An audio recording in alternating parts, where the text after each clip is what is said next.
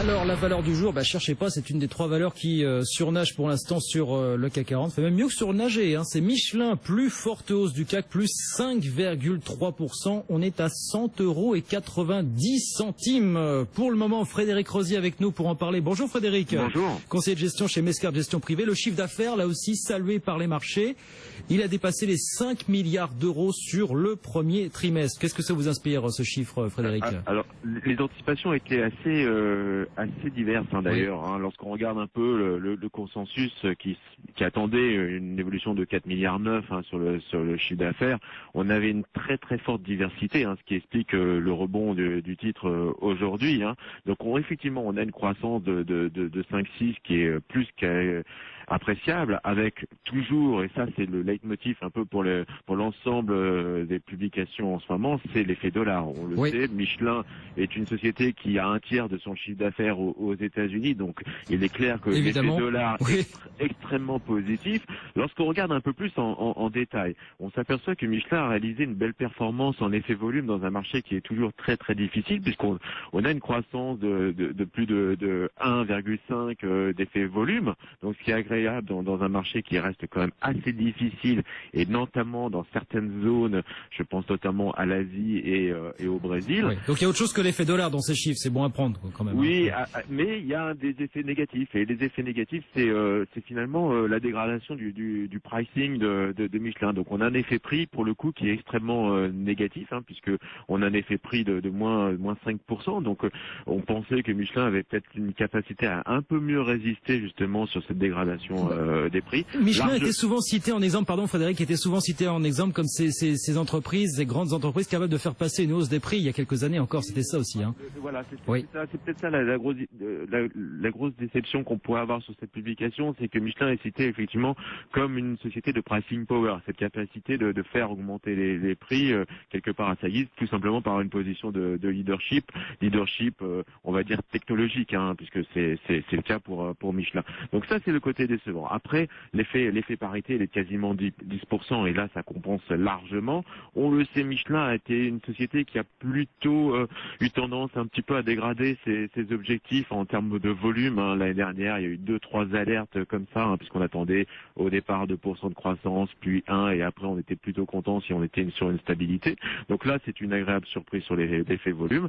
Maintenant, Michelin aujourd'hui est quand même bien paré, on le voit, on est aussi dans les clous en termes de génération de free cash flow. Je répète que le plan Ambition 2020 est pour Michelin cette volonté de générer plus d'1 milliard de free cash flow, et là on est pas loin des 800 millions, donc on est vraiment dans les rails. Et puis l'autre bonne nouvelle, Frédéric, c'est que Michelin nous annonce ce matin qu'il va lancer un programme de rachat d'actions à hauteur de 750 millions d'euros d'ici 18 mois, 750 millions d'euros à l'échelle d'un groupe dont la capitalisation boursière s'élève à près d'un petit peu moins de 18 milliards. Là aussi, forcément, ça plaît à l'actionnaire.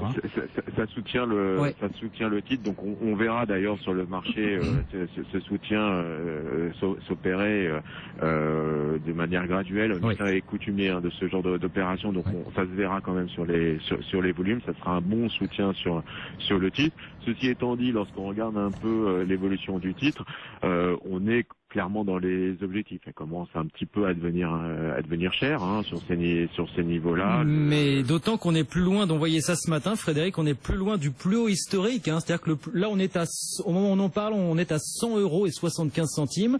Le plus haut a été tapé en juillet 2007 à 103,10 €. C'est-à-dire que là, on est à 2,50 € grosso modo du record historique sur le titre. Voilà, les chartistes diront qu'on est peut-être en train de double toper sur ces niveaux relativement élevés. Je répète, les chiffres sont globalement bons, mais il y a quand même 2-3 bémols.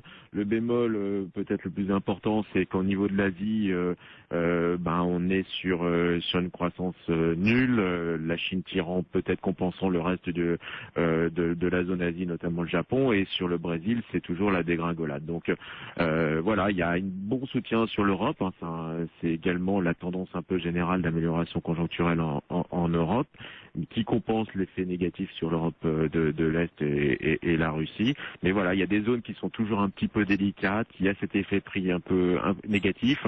Donc bon voilà, c'est des bons résultats, mais est-ce que ça justifie d'aller taper les plus hauts historiques? Je pense que là, il y a peut-être une consolidation à attendre. Bon, je vous sens pas chaud pour aller forcément beaucoup plus haut. Alors, cela dit, il y a une flopée, vous avez dû voir ça, Frédéric, bien sûr, ce matin, il y a une flopée de recommandations sur Michelin et beaucoup d'analystes qui relèvent leur objectif de cours. 102 €, notamment, disent certains, 107, dit un autre, jusqu'à 115, nous dit Citigroup. Voilà, vous n'êtes pas aussi chaud, j'ai l'impression. Si, maintenant, mais sur du long terme, vraiment, voilà. Voilà, oui, sur du long terme. Je pense qu'il ne faut pas forcément surpayer le papier dans l'immédiat. On voit que le marché a tendance à consolider un petit peu. Donc, payer 100, je lisais des notes de confrères qui étaient plutôt à neutre parce qu'on était effectivement sur ces objectifs.